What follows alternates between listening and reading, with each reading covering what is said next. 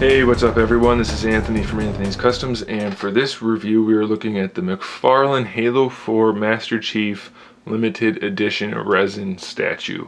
It's kind of a mouthful, but this is a really cool figure. Well, statue. I guess it's technically a figure, but either way. I have only 3 complaints for this guy that are actually complaints, and everything else is pretty good. This guy is really awesome. If you know what this figure is, you know that it was quite expensive. So that gives me a little more room to complain about things. However, I don't have that much to say, so that's telling you something. If it's an expensive thing and you don't have too much to complain about, then that's good. Alright, so it stands, including the base and all, and of course it's really big and I can't back up any farther with the camera, so there is a base obviously. It says Halo 4, we'll get to that in a little more depth in just a little bit.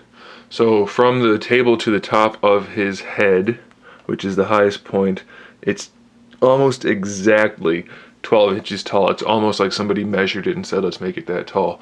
It is almost exactly, I couldn't get it any closer if I tried. So with him being hunched over and everything, that puts him just about at 1/4 scale. So if NECA, sorry Todd, I have to talk about NECA for a second. If NECA ends up getting the quarter scale figures going for Halo, this is the size you're gonna get. So that's pretty cool. And if having the ruler isn't enough of a judge for you, here's a 2 liter of soda, and he is a little bit taller than that. So it's a pretty good size statue. And you know, I was worried at first that the pose was kind of bland and it kind of hid the figure too much, the character too much. That's what a lot of people are saying as to why they didn't like this one as much as the Hunter. Having it in person, completely not the case. This thing is magnificently awesome the way it looks. The pose is fine, you know, you almost forget that he's hunched over. It's a very dynamic pose for being such a static looking pose.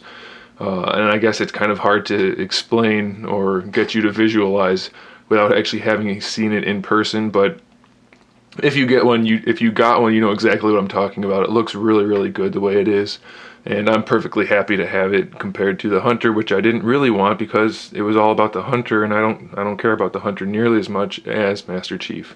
So there you have that. Before we get into any other details, let's just look at the alternate hands he has for this side. He's got obviously the assault rifle there. On this side, he's got the, what is this thing called? Is the gun I never use, the bolt shot, right? I think it's the bolt shot. Geez, it's been forever since I played with this gun in Halo. It's pretty well detailed. This is just an example of the paintwork you can expect. Maybe it's not a good example because this looks pretty crispy, and one of the things I have to say is that the paintwork, I think, overall, it could have been a little bit nicer throughout the statue, and there are a couple of small instances where I'll point that out so that you know why I'm bringing that up, but by and large it looks perfectly fine. You're not going to notice anything at first glance by any means. It's just when you look a little closer. And then we also have the energy sword, which would be held like this. So all the little electricity, all the little arcs that are going on, they're actually painted on the back side, and then you can just see through and they're a little bit wider. So that's pretty cool. It's nicely translucent. It looks really well done. The only thing that bothers me is, since they're obviously put on 2 separate pieces, they all seem to be a little bit crooked. See how the 2 tips don't quite line up? And at least the 2 that I have, this one is shorter on both of them. So that's a bit of a gripe. But I'm not going to pose him with the energy sword anyways, or the bolt shot for that matter, because I like the assault rifle.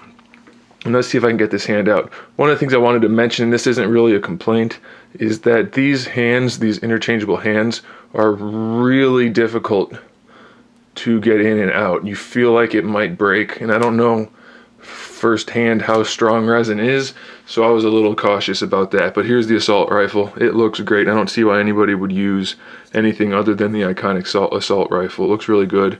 It even has the little digital readout on there. So that's really nice. Let's see if I can get that back in real quick.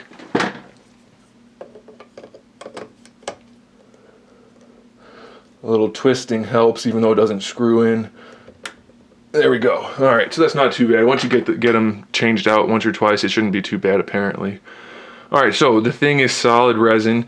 It does come obviously with the other hands, and then Chief himself is a separate piece. He lifts off of the the base, and how he connects to that is this little peg right here in his knee.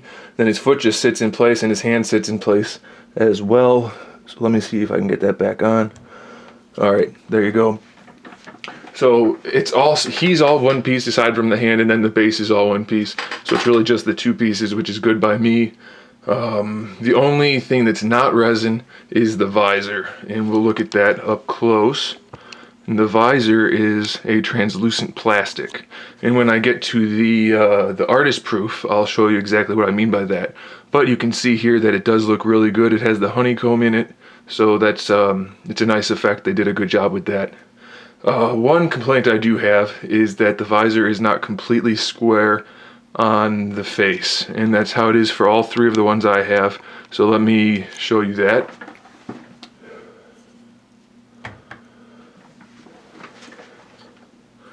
So as you can see now, there's a little bit of you can kind of see the archway, if you want to call it that, next to this black piece.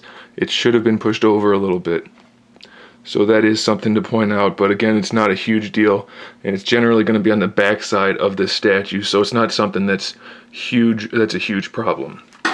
Alright, while we have Chief here, and I'll try not to wiggle too much, but it is heavy, so let's look at the paint.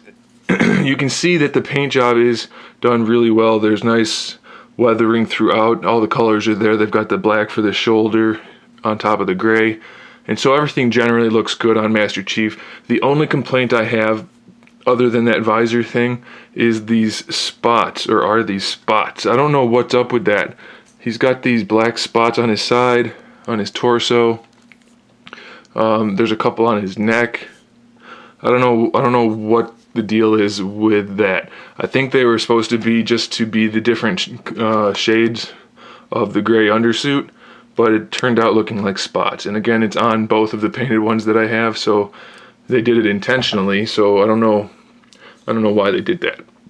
Otherwise, though, it does look really, really good.